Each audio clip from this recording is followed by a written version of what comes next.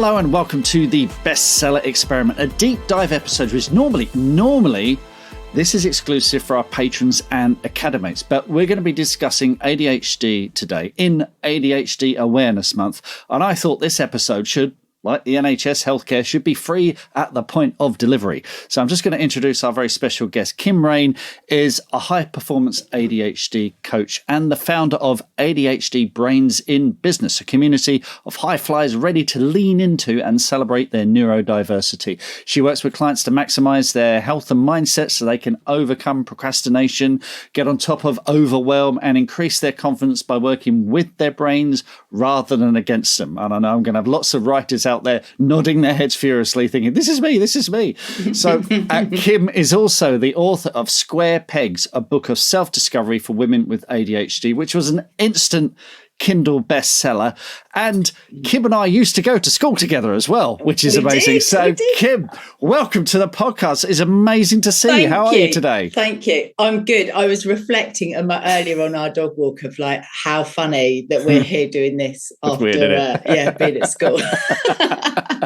I think it's brilliant. I think it's absolutely brilliant. Yeah, no, it's fantastic. Well, look, what we're going to do, we're going to define what ADHD is. We're going to talk about your relationship with it. We're going to talk about the book, and then we're going to go into some listener questions because people in our community have been asking questions about this for such a long time. It's great to have someone who's kind of lived this. So let's start with a definition of what ADHD actually is, because this is something that I think there's a lot of misconceptions around this, aren't there?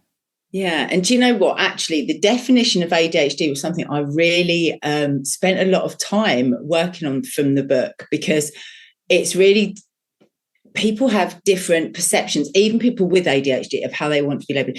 Is it a disability? Is it a mental health condition? What actually is it? So ADHD is, there's structural differences in an ADHD brain to a normal brain. Just slight structural differences, and there's physiological differences. So it's, generally we have less dopamine, or we're less receptive to dopamine. So we look for that. And dopamine fires up our brains. So in ADHD, the brain can have trouble firing up, basically. So we can struggle to focus. We can find ourselves easily distracted. And we struggle with what's known now as executive functioning. And executive functioning is kind of like the air traffic controller of the brain. It's the part that organizes everything, plans everything, puts things in order, and just, is a more organized being. Whereas for us guys, it doesn't tend to work quite like that. The messages get mixed, get fuzzy. Some don't make it at all. So we can find ourselves all over the show. But what this does mean is that we have these amazingly creative brains, because we tend not to think that linearly. Yes, true. And your relationship with ADHD, you were diagnosed quite recently, weren't you? Tell us about how it's worked with you. Yeah. So for me, I came to ADHD, kind of came into my world about 4 years ago, when a client of mine, who was a really successful high-flying lady, I was coaching people for burnout, for wellness, for anxiety, sleep issues, general health and well-being problems, and my clients were generally very cool people. And this one lady said to me, Kim, I think I've got ADHD. And I thought, well, you can't have ADHD. You're not the stereotypical type of that we expect ADHD to be. So I started to look into it, to be able to help her more. And I was like, oh, right, okay. And I was just like, oh, that sounds familiar. And suddenly, like, a few little things were going off in my brain. And then another client started to show symptoms, and I'd been coaching her for a while, and I was thinking, I think she could have ADHD. And it just opened up this world where I kind of became really aware. I self-diagnosed. I was like, okay. And obviously, Mark, you knew me at school. As soon as I knew, it was like, this is not a surprise. This is not a shock. Of course I've got ADHD. It just seems so obvious. And funnily enough, when I wrote the book, I said to my mum, I said, have you got any of my old school reports knocking about? And she phoned me up and she went, oh, Kim, she said, you wait till you read these. And my son and I sat and read them, and we were like, wow, this has got ADHD all over it. But that kind of brought me into this awareness of ADHD. And I say to people, I've been coaching 17 years, and the last year I've made it official. I've got my diagnosis. I've gone off and trained, specifically made it more ADHD aware. But unofficially, I've been doing training ADHD for 4 years, because what I then started to notice was, because a lot of my clients were coming to me because they were struggling with what actually are often not all, just because you're burning out a lot, just because you're anxious doesn't mean you've got ADHD, obviously, but it is a symptom that a lot of people have. They do struggle with sleep. So actually, when and this drive meant that a lot of these people were very successful, that they would have high education, they would have lots of degrees, several, they were hugely successful people that you would never think were your standard ADHD people. So I started to realize, and kind of was piecing pieces together. And now I say, I think I've unknowingly been coaching ADHD for 17 years, because I can see it now. I'm looking back and saying, oh, okay, pieces are falling into place. So it's been a really, really interesting journey. Really interesting. Amazing. And you've written this book, Square Pegs, a book of self-discovery for women with ADHD. Tell us about the process, why you wrote the book, and the process of getting it out there.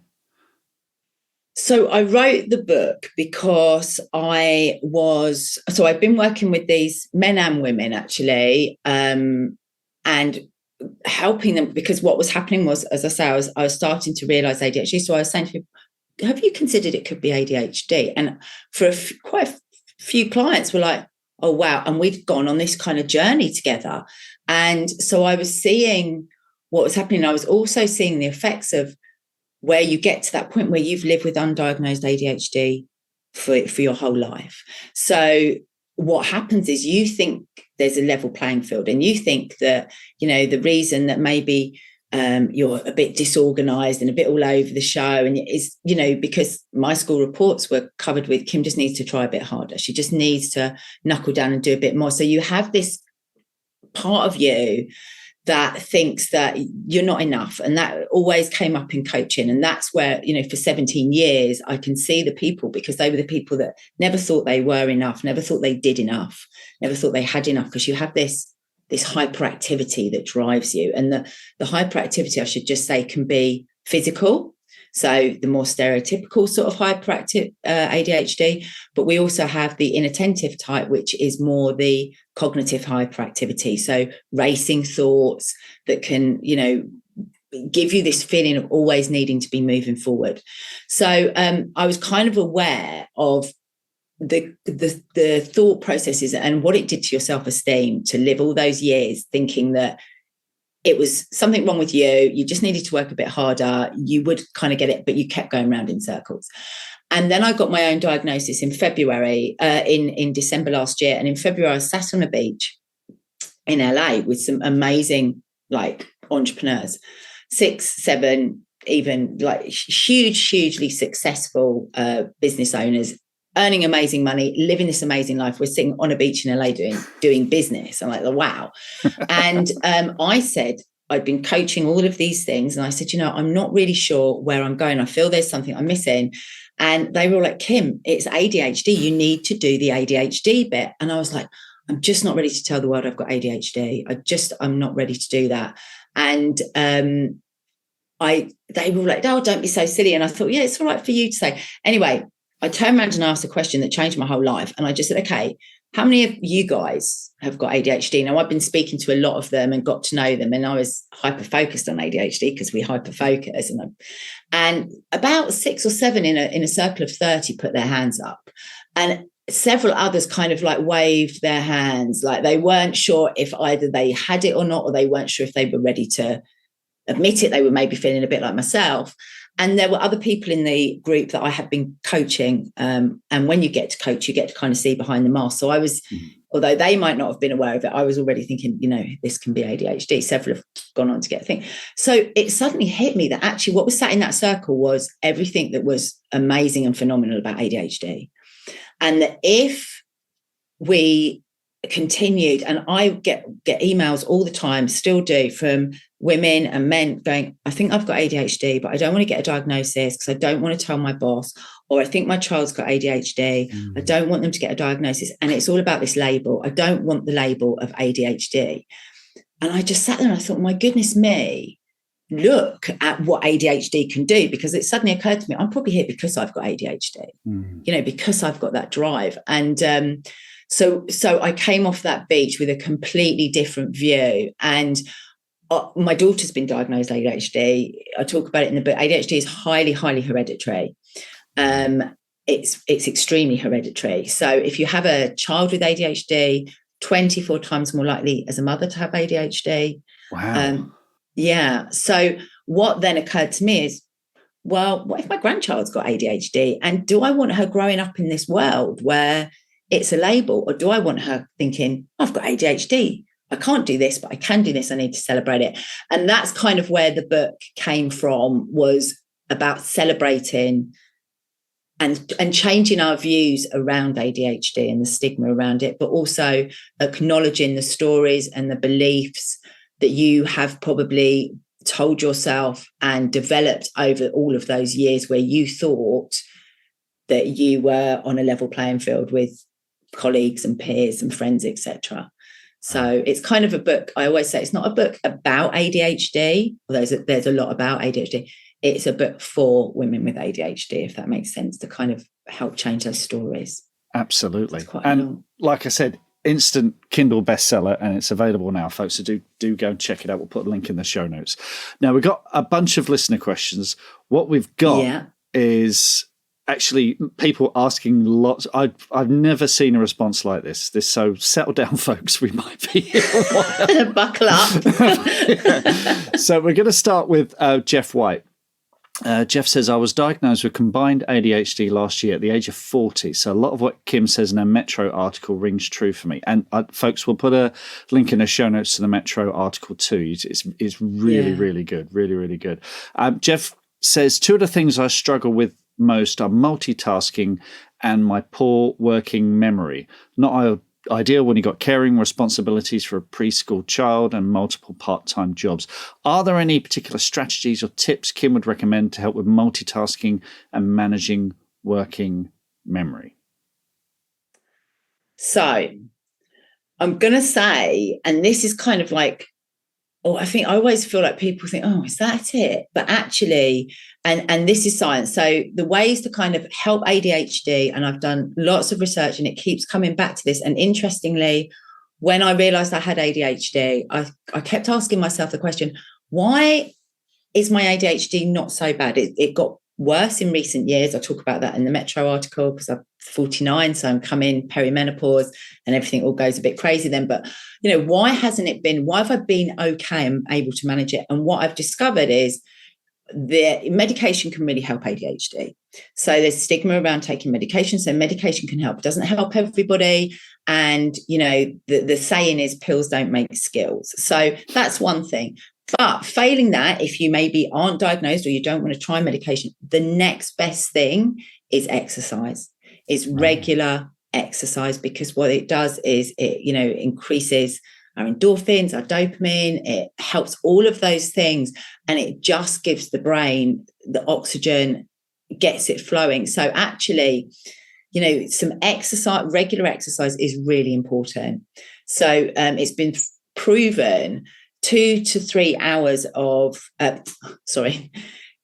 15 to 20 minutes of exercise Slight difference. Can give you, exactly. Don't panic, folks. Don't panic. Can give you 2 to 3 hours of good focus. So that's one thing that, and I think that's important for adults and children.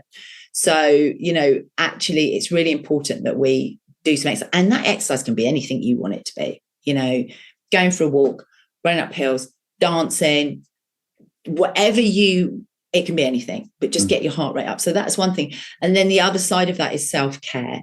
So it is actually making sure, because what can happen with us is we are so busy, we're so full of ideas, we're impulsive, we like want to act on things straight away. We're very often not even finishing one task before we're on to the next idea, and we can find ourselves feeling really overwhelmed and then very easily burnt out and stressed.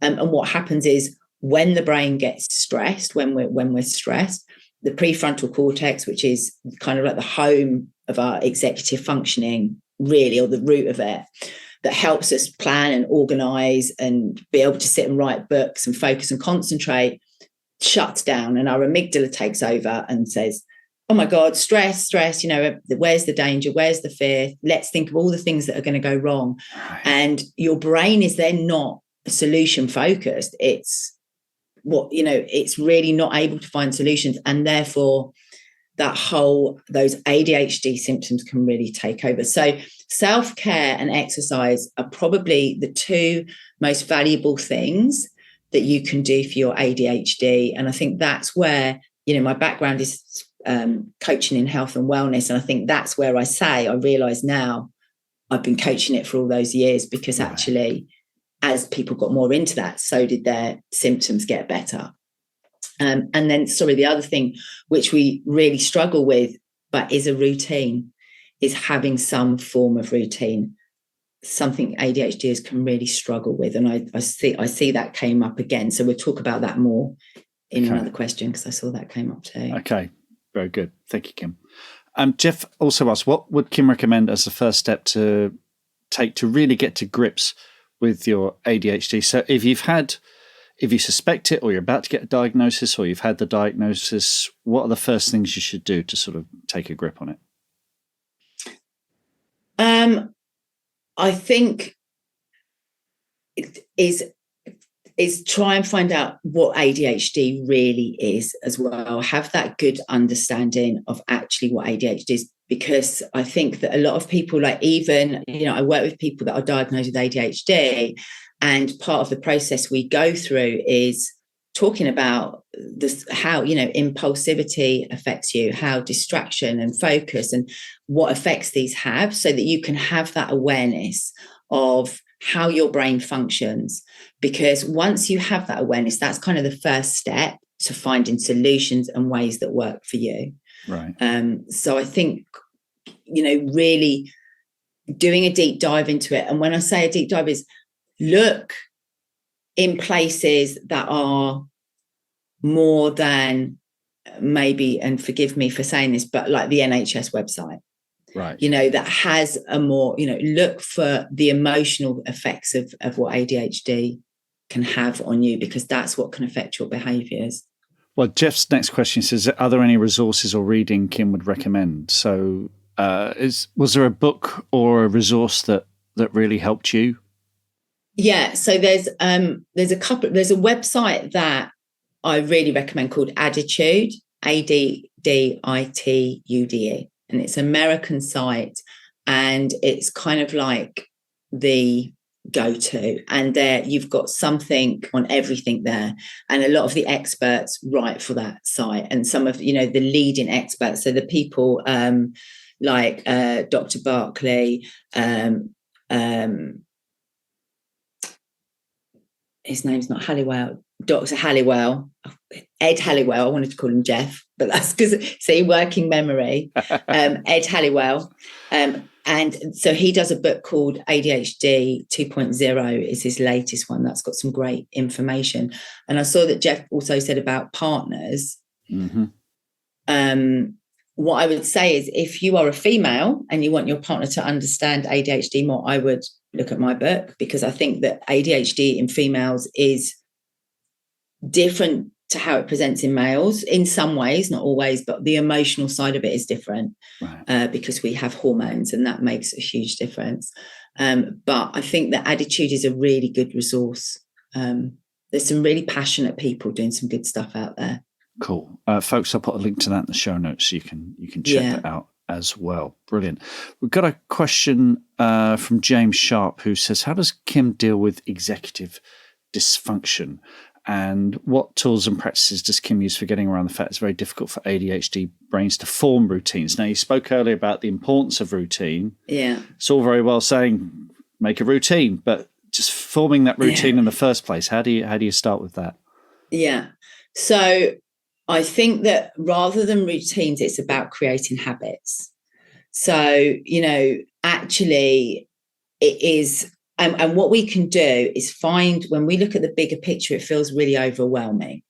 So let's take, something that, and I keep going on about it, and it's sort of like, oh, really? But exercise. And sometimes, it's just like, okay, we all know we should exercise. But what happens with a lot of ADHD people is they don't feel motivated to exercise. If you talk to them about exercise, they think, oh my gosh, they get stuck in the process, and that becomes overwhelming and they don't want to do it. So actually, if we can create a habit of just, in fact, there's two things, but one is using exercise, that actually, you go out at the same time every day, or you have a particular thing that you do, or it's, and for us, what we need to do is be interested. If we're interested in things, we will do them, and we'll get hyper focused, and suddenly, your partner's going, come on, we're supposed to be going out, or, oh my God, I've forgotten to pick the kids up from school, or, because you're so into what you're doing. Other times you spend hours and you've done absolutely nothing. You've gone round and round because it's something you're not really interested in. So I think that, our executive dysfunction comes when we're trying to do things that we're not really interested in, that we find boring, because boredom is like kryptonite for us. Right. So we have to keep things interested. So where I keep going on about exercise, if exercise doesn't interest you, you're going to find that really difficult to do. And yet that is fuel for your brain. So think of how you can make things interesting for you. And what happens is, if we do things that interest us, it creates dopamine. It is fuel for our brain. So quite often, we're told, eat that frog. Start the day with the biggest thing you need to get out of the way, which is usually the thing you least want to do. With ADHDers, quite often they will procrastinate all day long until that thing is like right at the end of the day. And then what happens is the deadline starts to loom. So the stress starts to come up. So adrenaline gets produced. Adrenaline helps the dopamine kick in. And suddenly you're like, oh, I can do it now. And you can do it in 10 minutes, but you've procrastinated all day. So what we need to do is create that, those chemicals in another way. So actually for us, you're much better to get up in the morning and do the thing that you love, that really fills your heart. And, obviously you want to do things that are healthy, that are good for you. And by healthy, I don't mean, necessarily excellent. I mean, healthy for your soul, that fill you. So, for me, I love writing. So actually for me to start my day with 10 minutes of journaling is a great way to start my day. I love music. To put some great music on while I'm brushing my teeth fires me up. If I try and start my day doing the things that I find the most difficult, eating that frog, it's just so difficult for me to get going, because there's no fuel for my brain. We have to fuel our brains with the things that interest us. And this is where ADHD is really, if we just take a moment to think of kids in schools, I know from my school reports, there were some classes, and it was the blessing and the curse, because sometimes there'd be a class where it'd be like, Kim, you're amazing at this subject. Yeah, your behavior isn't great, but actually we can see that you have this, you can do this. But then you'd put me in a classroom where I wasn't interested, and my ADHD symptoms, I literally, Mark, would sit there feeling this energy coming up inside of me, and then I'd be distracting people and disrupting, etc., whatever I'd be doing, because I wasn't engaged. And if I'm not engaged, I'm not igniting those chemicals in my brain. So I think it's a long answer, but I think that actually doing the things you love first. So if you've got to sit and write, and you've got to write about something that you're like, oh my gosh, I've been putting this one off and putting it off, spend 10 minutes dancing around your house to your favorite music, really fire yourself up, and then you may be more focused. The other thing is that I found really good for writing is brown noise. Have you heard of brown noise? Yeah. White noise. That and really, all those, really has helped me. Great. Kim, the more you speak, the more I'm sitting there thinking, I need to get myself checked out. Well, what I should have said at the beginning of this, Mark, is by the end of this, everyone listening will think they've got ADHD. because I think the world we live in is, we are living in a society now where actually we are exacerbating a lot of those ADHD things. So we're all struggling with distraction. We're all struggling with focus. Emotional dysregulation is a big ADHD thing. There are lots of things, but really it's like, has it been present since you were a child? Has it been an issue for you then? And is it causing an issue in your life? And what I will say is the experts believe that 75 to 85% of the people with ADHD are not yet diagnosed. Right. So actually what I and this is just me thinking, but I think I'm not alone in this, is part of me thinks, what if just quite a lot of the population have got ADHD brains, but it's okay because it's just a different brain. It's not really, and that's where the whole thing about the disability comes in. It's like, and there are days where it feels like a disability. There are days where it's really, really tough.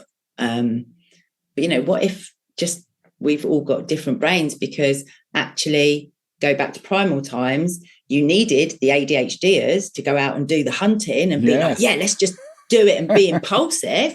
And you needed the neurotypicals, in air quotes, to sit there and go, well, we're like the fire and gather the berries and do the calmer, more organised stuff. And that's how society rocked on, and actually maybe we've just got these different brains. So I think a lot of people say that is, I think I've got ADHD. Brilliant. A couple more questions. One from Laura, and we're going to get into sort of more specific writing stuff here. And Laura says, do you have any tips for dealing with rejection-sensitive dysphoria as a writer with ADHD, especially in terms of sharing your work and putting it out into the world? And how do you deal with things like imposter syndrome, low sense of self-worth that can accompany ADHD and rejection sensitivity dysphoria? I mean, this is something that all writers struggle with, but it seems that if you've got ADHD, rejection, putting your work out there, this is tougher than it might be for most.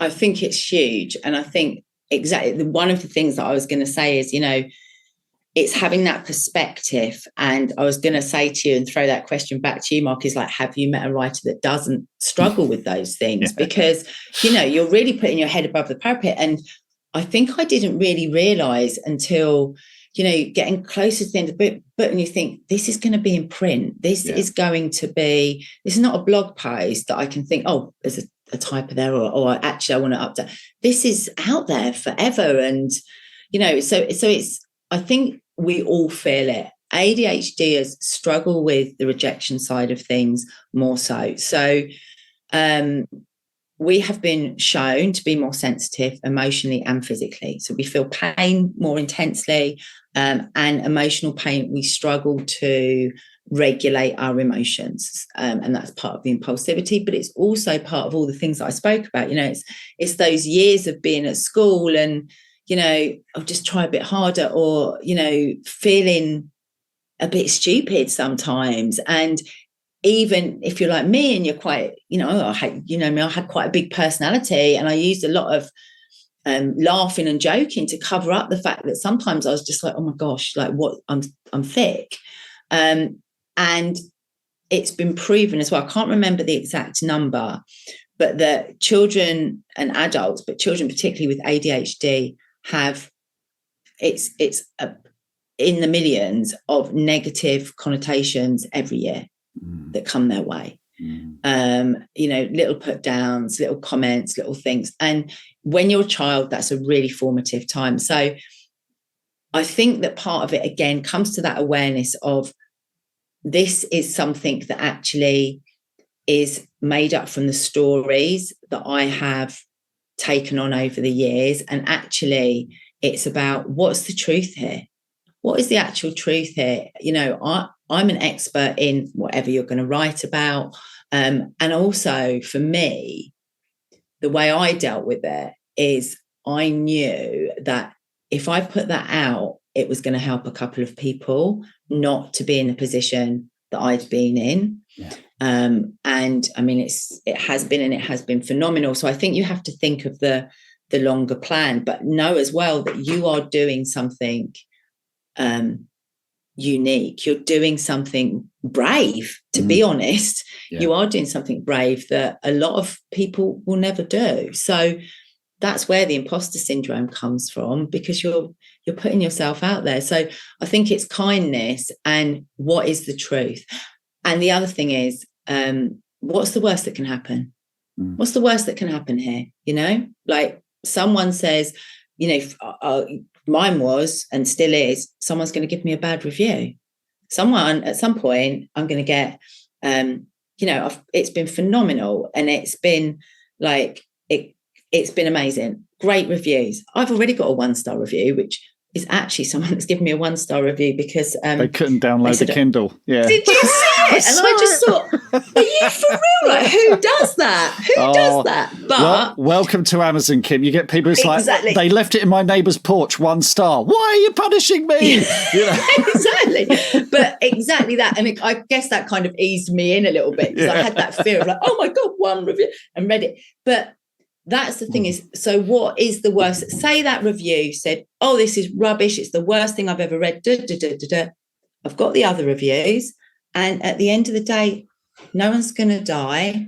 No one's going to think, I just have to get into perspective that I'm going to survive this and it's going to be okay. But a lot of it is to do with perception, isn't it? But Absolutely. That's what I always think is, what's the worst that's going to happen? And are you going to survive? Absolutely. Brilliant advice. Laura goes on, she says, does Kim have any advice for the editing stage of writing? My brain finds this especially tedious because I already have it marked as done in my head, so there's nothing new or interesting to motivate me to do it. And I also find it difficult to organise and keep track of an edit. I mean, you know, I've been through editing several times. We were talking about this on the Academy last night. Someone was going, is there an easy way to do this? I says, no, it's really hard. It's really hard. So, you know, but Kim, how was the edit for you, and how did you cope? Well, so I laughed out loud. I lulled, as they say, when I saw that question, because I thought, oh my goodness, I'm sorry, I have no glimmer, because exactly like you said, it was really, I mean, that was the hardest part. I thought writing the book was going to be the hardest part. Editing it the book was like a boomerang. You know, I kept thinking, oh, it's done. And then it would come back. And then it would come back. And I was so bored of reading it, and so bored of, you know, like it kind of became like that white noise. So for me, the process was, you know, I wrote it out.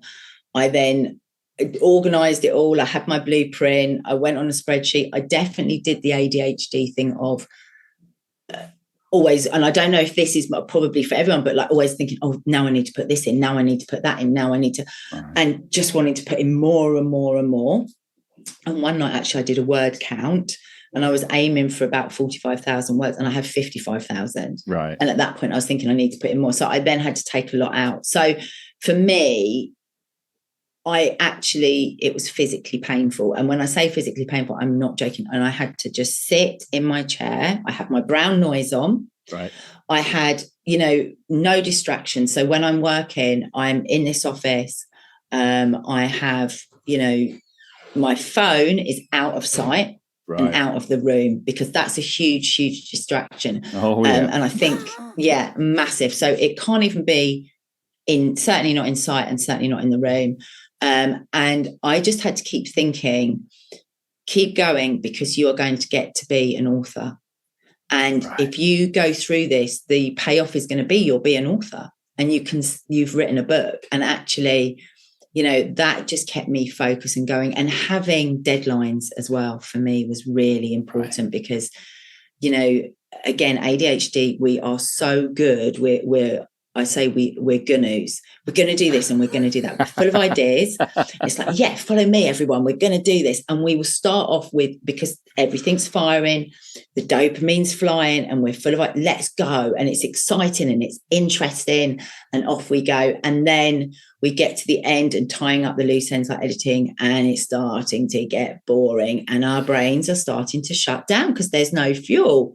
So again, I would have breaks. I would re-energize myself. But I'm really sorry, I don't have any great advice because it was really, really hard. Yeah, it was like a boomerang. But I think that's fair. I think this is the conversation we were having last night in the academy. It's like there's no magic wand you can wave. It is a lot of work. But I think you're right. Taking breaks, bit of focus, take time. Yeah, it's going to take a while. But it's a good question, Laura. And but there's no easy answer. And you've got to just keep your eye on the prize. Yeah. I can remember I had tears in my eyes at the end of one day. It was baking hot, sunny outside, and I was just like, "This is tough." But do it. We've had a question from. I've made this one anonymous because one, it's quite a long thing. It's essentially about getting your partners to understand what you're going through and asking them to make reasonable adjustments. And they talk about, say, they're constantly losing things like the remote control, leaving it around the house, and it can be right in front of them, and they can't see it. Yes. And other people can't understand. It's right there. Why can't you see it? Yeah. You mentioned that obviously there are differences between men and women, the hormonal differences or what have you. But getting your partner to understand how's that. I mean, don't want to get too personal, but how's that been for you? How is that generally for folks that you've found? I think it's been a real journey for me with my husband, and I think I've seen this in a lot of my clients. So first of all, I think before you know you've got ADHD, something's not quite right. Mm-hmm. You might have this constant thing in your head. I know I did, and I know that, like, what's wrong with me? What's wrong with me? That will come up lots of times because you do stuff like, and you'll be looking for the remote control and you can't find it anywhere, and it's right in front of you. So you're like, oh, what's wrong with me? So those things come up, and then you discover you've got ADHD, and then you say to your husband or partner, I've got ADHD. It's this, eureka. And they're probably or possibly going to go, don't be, you haven't got ADHD. You're not bouncing off the walls, because they're, thinking of what we all believe ADHD to be. So then you have to take them on a journey, which can take a lot of convincing. Once you realize you've got ADHD, I remember my husband saying to me after I got diagnosed, I was telling a story, and it was about accidentally letting my brother's budgie go. And as I was telling it, I realized I was just like, and I'd done it because I got distracted. And halfway through the story, I was like, oh my goodness, that was ADHD as well. And my husband went, Kim, everything is not ADHD. And I just went, but actually everything is ADHD. To me now, I'm reviewing my whole life. Yeah. And suddenly, yes, it is all ADHD. So you end up at these different levels of understanding. And to you, particularly if you've got ADHD, it's hyper-focused. So there's that thing of like having to bring them along and being understanding that they may not understand. And then you are trying to explain it. For me, my husband has slowly but surely come along as he's seen me be able to help myself better. Yeah. So my life has really improved since understanding I've got ADHD, because now I know I've got ADHD, I make allowances for myself. But for us, things like with the working memory, and it came up earlier, is like, the ADHD brain, we have something called the default mode network. And default mode network, you may know of, like, that's your imagination. So when you're daydreaming and not really task focused, your mind wanders off and it can go all over the show. It can be amazingly creative. It can also go into some negative places and ruminating and going over all sorts of stuff. But that's kind of like your free wandering mind. And then we've got our task positive network, which is when the brain is focused on a task. So maybe you're sending an email and the task positive network is working.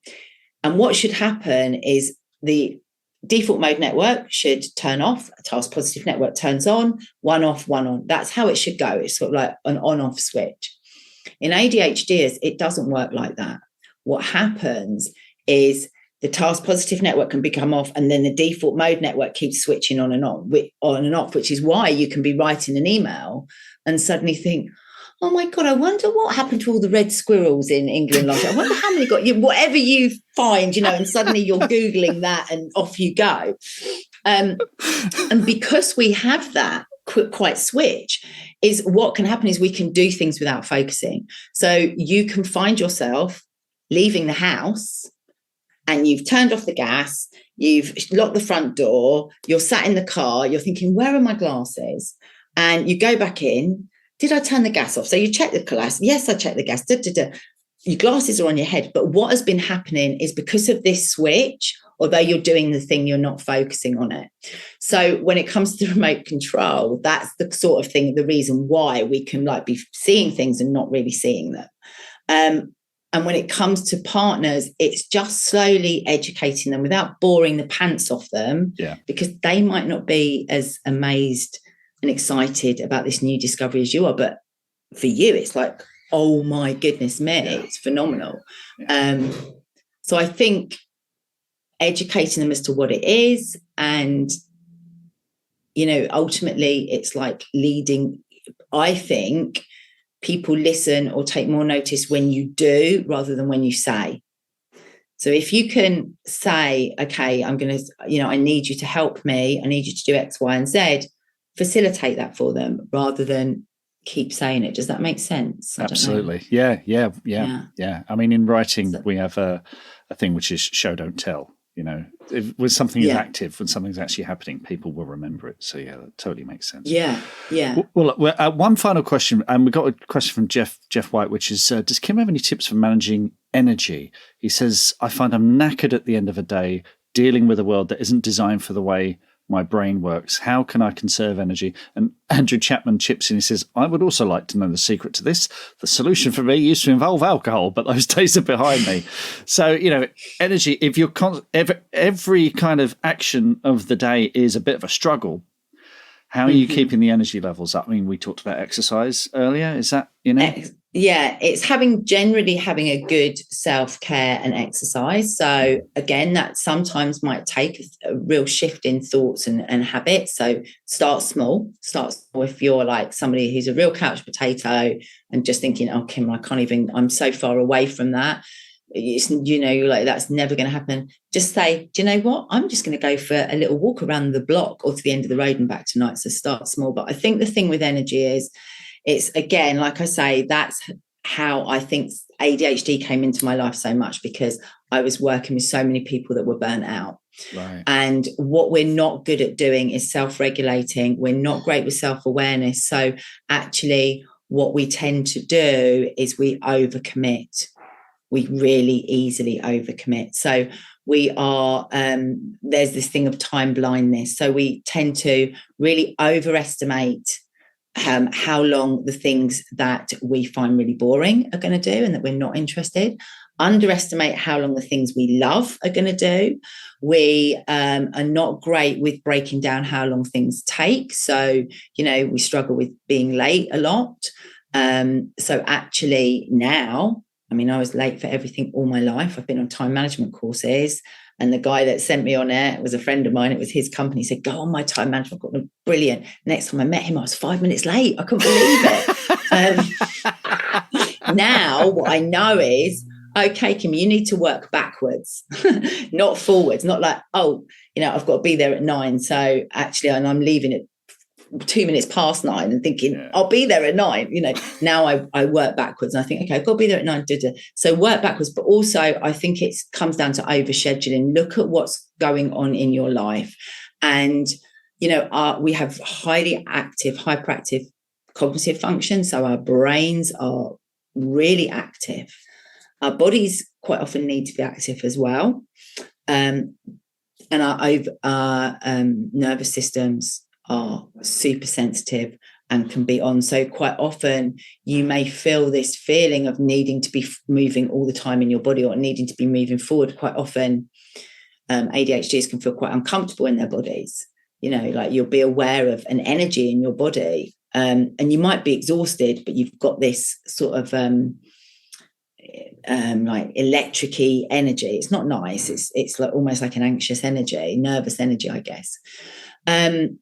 So first of all, it's prioritizing your sleep routines. And, you know, it sounds really simple, but make time to sleep. Because what often happens is, and I think it was Jeff that said, you know, quite often gets to the end of the day and he starts to work. And so then, you know, you're trying to fit in all the things that you haven't done in the day, because we often overschedule and we have this hyperactivity. So we always want to be doing and doing and doing. And it's just being more realistic about what we're capable of. So what I do with my clients is 3 things a day. Give yourself 3 things to do in the day. And they're your VITs, your very important things. Right. And those are the things that you are going to do each day. So it can be anything. It can be finish that chapter, go to the dry cleaners and check in on a client, for example. So those 3 things. Now, you might have all those things done by 10 o'clock in the morning, and that's great. You are now finished for the day. Now, that doesn't mean you stop work for the day if it's 10 o'clock and you want to do things. But what we're not used to doing as ADHDers is feeling finished and accomplished. We always want to do more. There's always more we can do, more. It's never enough. And actually, a lot of our energy comes from this feeling of it never being enough. So when you've got these 3 things done, you have this feeling of accomplishment. I am done for the day. I have done what I set out to do. When we have a big, long to-do list, you're never done. You never have that feeling of accomplishment. So, you can find yourself getting to the end of the day. Quickly, the adrenaline kicks in and suddenly it's, 12 o'clock at night and you're like the Energizer bunny. You've got loads of energy, but really you're flying on cortisol and that. So sleep, prioritize your sleep. Be realistic about what you can actually do in a day and really practice like, I'm going to have 3 things, 3 focuses that I'm going to do today. And that's going to be it. And, don't pick the 3 biggest things. Maybe have 3 big things to achieve that week, 3 smaller things in the day. And self-care, looking after yourself, because that drive is exhausting. It really is. And I think that the burnout is huge in ADHDers, and it's to do with our expectations a lot of the time of what we can do. Brilliant advice, Kim. This has been absolutely amazing. Where can people find you online? So I'm on Instagram at the ADHD, at the Entrepreneur's ADHD Coach. I'm just going to. Have you got my? We'll put a link in the show notes, people. We'll put a link in the show notes. We did say work in memory. I'm on Facebook. I've got a community on Facebook called ADHD Brains in Business, and that's quite a cool place to hang out. Where if you're in business, even if you're employed, if you're an entrepreneur, if you're a writer, come and hang out with us in there. That's my Facebook group, and then KimRaineCoaching.com. You can find me there as well. Brilliant. And folks, Square Pegs, a book of self-discovery for women with ADHD. And I guess men can read this as well, Yeah, some of my male clients were like, Kim, what have you done? And I was like, sorry, but I wanted to write about hormones and brains and stuff like that. So, but men can read it. There's loads in there for them. And also, if you have a partner with ADHD, I think it's well worth having a read, or a child or a mother. Brilliant. Kim, it's been an absolute joy speaking to you. This is fantastic. You're going to inspire a lot of people. Thanks so much for taking the time to speak to us, and hope to speak to you again soon. Thank you for having me.